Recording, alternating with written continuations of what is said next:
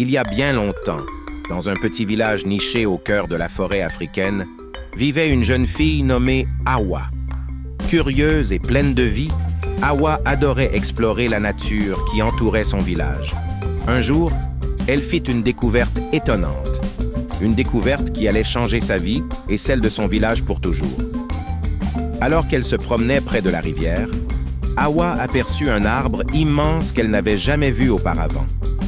C'était un baobab, plus vieux que tous les autres, avec des racines si larges qu'elles semblaient s'étendre à l'infini. Intriguée, Hawa s'approcha et posa sa main sur l'écorce rugueuse de l'arbre. À sa grande surprise, une voix douce et grave s'éleva soudain. « Qui es-tu, jeune fille, pour venir troubler le silence de cet ancien arbre ?» Hawa recula, étonnée, cherchant d'où venait la voix. Mais personne n'était là, sauf elle et l'arbre. C'était l'arbre lui-même qui parlait. L'arbre expliqua à Hawa qu'il était là depuis des milliers d'années et qu'il connaissait tous les secrets de la terre et des cieux. « Je veille sur cette forêt et ses habitants, » dit-il, « mais je ne parle qu'à ceux qui ont un cœur pur et des intentions nobles. » Hawa, bien que surprise, se sentait honorée de pouvoir parler avec l'arbre. Elle demanda alors « Arbre ancien, pourquoi parles-tu maintenant? Que veux-tu me dire ?» L'arbre répondit « Ton village est en danger. Bientôt une grande sécheresse viendra, et les rivières se tariront. Mais il existe une source cachée, quelque part dans la forêt.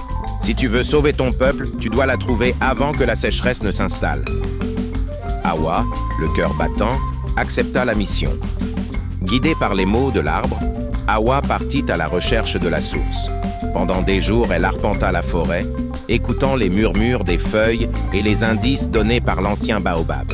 Finalement, elle trouva la source cachée, un ruisseau souterrain qui jaillissait d'un rocher. Avec l'aide des villageois, elle canalisa l'eau jusqu'au village, sauvant ainsi son peuple de la sécheresse. Depuis ce jour, Hawa fut connue comme la protectrice du village. Et chaque fois qu'elle passait près du grand baobab, elle le saluait, sachant que son secret avait sauvé son peuple. L'arbre, silencieux mais toujours vigilant, veillait, comme il l'avait toujours fait. Que cette histoire nous rappelle que la sagesse se trouve parfois là où on l'attend le moins, et que le respect de la nature peut nous offrir les clés de notre survie.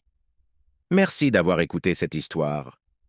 N'oubliez pas de vous abonner à Contes et Sagas africaines pour découvrir d'autres légendes fascinantes. À bientôt pour une nouvelle aventure.